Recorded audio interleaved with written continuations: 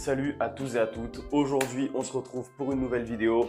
Mais avant, oui, j'ai fait n'importe quoi avec mon visage. Aujourd'hui, voilà, passons. On fait comme si de rien n'était. On fait comme si ma tête, elle était normale.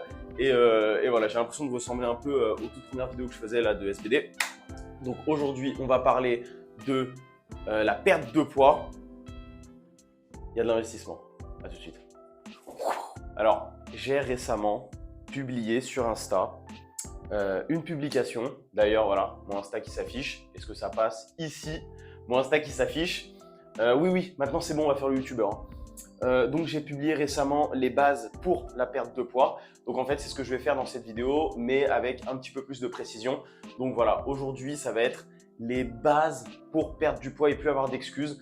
Parce que c'est un mécanisme très simple et il n'y a pas besoin de jeûner ou de je sais pas quoi, ou de manger du raisin, se retrouver aux urgences, faire 130 kilos et crever. Donc, on va énumérer certains points. Alors, tout d'abord, je vais parler dans cette vidéo de 95% des gens qui veulent perdre du poids. Parce qu'évidemment, il y a des maladies, il y a vraiment des problèmes de santé qui peuvent empêcher vraiment la perte de poids.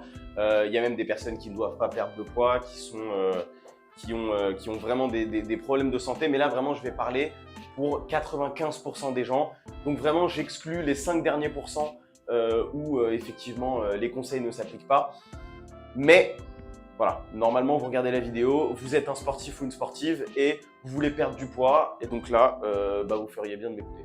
Alors, il n'y a qu'une seule chose que vous devez comprendre pour la perte de poids. Il n'y en a qu'une seule, c'est de créer un déficit calorique. Donc, c'est quoi un déficit calorique? C'est d'un côté, je dépense 2000 calories par jour pour vivre dans la vie de tous les jours.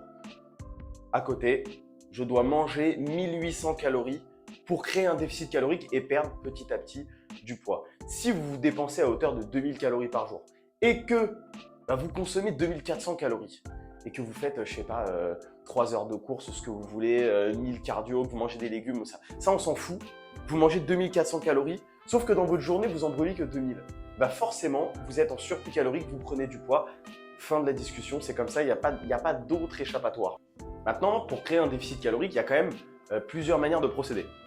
Soit, donc comme je vous ai dit dans l'exemple précédent, vous avez 2000 calories d'un côté que vous consommez par jour et vous vous dépensez à hauteur de 2000 calories. Soit pour perdre du poids, vous consommez plus que 1800 calories. Donc là, c'est simple, vous avez créé un déficit de 200 calories, vous êtes sûr de perdre du poids. Soit vous mangez exactement la même chose, sauf que vous vous dépensez à hauteur de 200 calories en plus.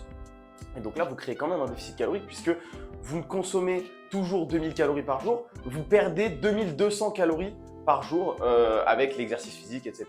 Donc ça, c'est les deux approches. Personnellement, je trouve ça quand même plus pratique de baisser ses calories à 1800 plutôt que d'augmenter sa dépense énergétique à 2200 parce qu'en fait, voilà, si je vous dis pas de conneries, je sais pas, ça va être plus facile de pas manger un sneakers à 200 calories plutôt qu'aller faire 45 minutes de course pour brûler 200 calories. Alors là, il y a un problème qui se pose assez naturellement, c'est comment savoir combien de calories je brûle par jour. Oui, parce que si vous ne savez pas et que juste vous vous dites maintenant en fait je me mets à calculer mes calories et je vais en manger 3000 parce que en fait j'ai un métabolisme rapide.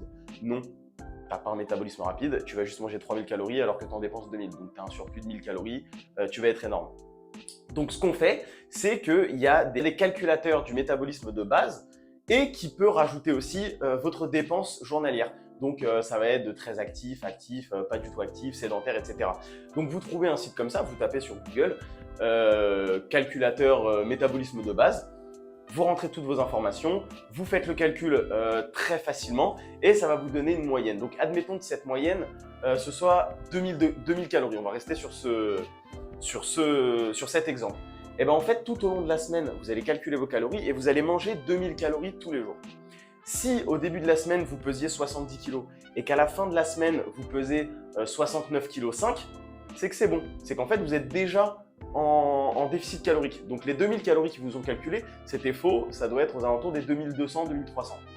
Maintenant, si vous pesez 70 kg, que vous mangez toute la semaine 2000 calories comme ça a été conseillé, et qu'à la fin de la semaine, vous repesez 70 kg, c'est que là, vous avez trouvé votre métabolisme de base. Donc, le nombre de calories que vous avez besoin de manger tous les jours pour rester au même poids. Bon, si vous avez pris du poids, c'est que forcément 2000 calories c'était de l'excédent, donc ça veut dire que votre maintien il doit être aux alentours des 1800. Alors, forcément, vous allez être obligé de savoir ce que vous consommez dans la journée. Vous êtes obligé, tout simplement pour pas être en trop gros déficit calorique. Parce que évidemment, si vous dépensez 2000 calories dans une journée, mais que vous ne le savez pas, et que vous décidez, je ne sais pas, de manger 1 kg de raisin par jour. Voilà, ça existe, hein. Je ne sors pas cet exemple de nulle part. 1 kg de raisin par jour. Et qu'en fait, la totalité de vos journées, vous aurez mangé 300 calories. En fait, vous avez 1700 calories de déficit et juste, ce qui va se passer, c'est que vous allez être aux urgences et vous allez canner. Et ça existe, hein. Donc, il y a des gens qui mangent que des pommes, que des trucs comme ça. Les régimes comme ça, c'est de la merde. Nous, ce qu'on veut, c'est savoir combien on mange par rapport à ce qu'on dépense. On est obligé de le savoir. Donc maintenant, il y a plusieurs manières pour savoir ça. La première manière, ça va être de compter vos calories à l'aide d'une application genre MyFitnessPal, ou là j'en ai eu une autre, je crois que c'est Fat Secret, quelque chose comme ça. Ça, c'est très simple d'utilisation. En plus, il y a un scanner, donc je sais pas, vous avez 100 grammes de riz, vous savez pas combien c'est de calories. Juste, vous les pesez, ça prend 2 secondes, il faut arrêter de trouver les excuses parce que c'est rien du tout. Vous les pesez, vous scannez, ça vous met, ok, 100 grammes de riz, 360 calories, quelque chose comme ça.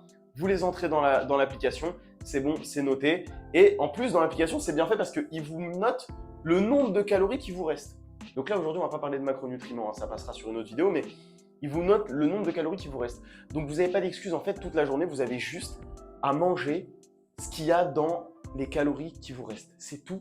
C'est aussi simple que ça. Donc, l'avantage de cette méthode, c'est quoi? C'est que il y a quelques années, on parlait de Easy Fit sur macro. Donc en gros, si c'est dans tes macros, tu as le droit de le bouffer.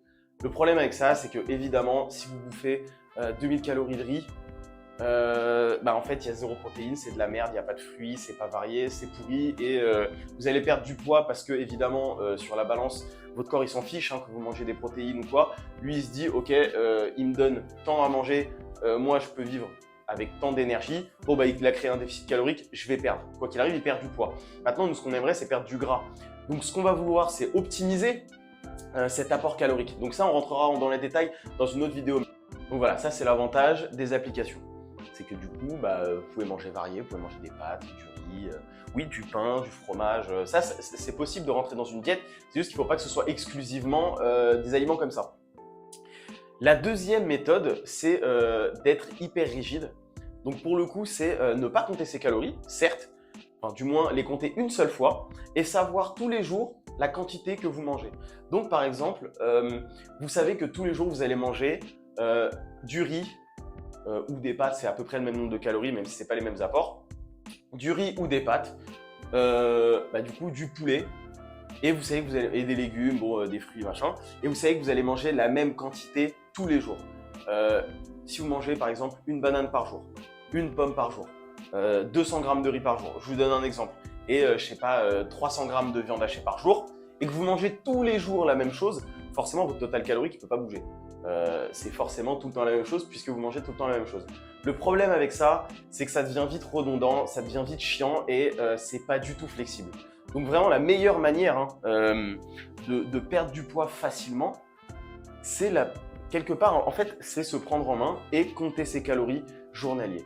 C'est le plus facile pour perdre du poids rapidement et en plus à la vitesse voulue. Parce que oui, si vous créez un gros déficit, évidemment vous allez perdre plus vite. Et du coup, il faudra le tenir moins longtemps. Alors, depuis tout à l'heure, je vous dis, vous êtes à 2000 calories. Donc il faut en manger 1800 pour perdre du poids. Ça, c'est une approche qui peut durer plutôt longtemps. Donc ça va convenir à certains profils. Il y a des personnes qui préfèrent une approche très agressive. Donc forcément, si elle est très agressive, il faut qu'elle dure moins longtemps. Sinon, vous allez trop vite être fatigué, vous allez vite avoir faim. Donc ça veut dire qu'en fait, vous pouvez faire un déficit calorique qui peut durer 1 mois à 2 mois. Mais là, ça va être beaucoup plus restrictif. Et que vous vous dites, bon, pendant 1 mois, je vais compter mes calories, je vais tout faire bien, je vais manger 1500. Donc là, il y a 500 calories de déficit. C'est pour moi un gros déficit calorique, c'est une grosse restriction. Donc c'est quelque chose qui ne peut pas tenir très longtemps. Il ne faut pas revenir à 2000 calories, 2200, 2300 et se dire vas-y je m'en bats les couilles, c'est bon, j'ai fini, j'ai atteint mon objectif. Maintenant j'enlève MyFitnessPal, je supprime l'appli, je vais manger de la merde. En fait, vous allez revenir sur un physique catastrophique. Donc faites surtout pas ça. Et pour finir, le facteur numéro 2 du coup, Bon, enfin, c'est le facteur numéro 1 qui va vous permettre de tenir, c'est de traquer votre progression. Si vous ne mesurez pas votre progression, que vous savez jamais où vous en êtes, bah, vous n'allez pas progresser, vous n'allez pas avoir cette impression de progrès. Donc moi, ce que je vous propose, ce que je vous conseille même, ce que je vous ordonne, non, je déconne. La première semaine, vous vous pesez et vous vous prenez en photo. Il faut que ce soit tous les jours au même moment, enfin tous les jours de chaque semaine. Ça veut dire le lundi matin, 8 h, je me pèse, ok, 70 kg, je me prends en photo, je mets sur mon ordi ou sur mon tel, je marque, voilà, vous notez 70 kg sur cette photo. Une semaine plus tard, exactement la même chose. Donc, je sais pas, vous notez 69,5 avec la photo. La semaine d'après, vous renotez, ok, 69 avec la photo. Et en fait, de semaine en semaine, vous allez voir une évolution, alors que de jour en jour, vous n'allez rien voir du tout. Donc, vaut mieux traquer ce qui est traquable au maximum, parce que sinon, ça va aller au-delà de la discipline. Vous allez vous dire, j'ai l'impression ça marche pas, je m'en bats les couilles, j'arrête. Donc, je vous invite fortement à traquer votre progression, que ce soit là, dans ce cas présent, mais aussi à l'entraînement. Mais comme je vous l'ai dit, ce sera le sujet d'une autre vidéo. Et surtout, n'abandonnez pas, persévérez, parce que vous ne vous rendez pas compte, mais sur un mois, la différence, elle peut être phénoménale. Sans déconner, ça peut être vraiment phénoménal. Donc en fait, il ne faut pas que vous partiez du principe que non mais putain, ça va être un mois, ça va me faire chier, ça va être chiant, ça va être restrictif. Et en plus, ça se trouve, je ne vais pas y arriver, j'aurais fait tous ces efforts pour rien. Ça n'existe pas, c'est pas possible. Si vous faites les choses bien, que vous avez un bon déficit calorique, en un mois, c'est plié, vous avez perdu du poids. En fait, le mécanisme est très simple, c'est mathématique.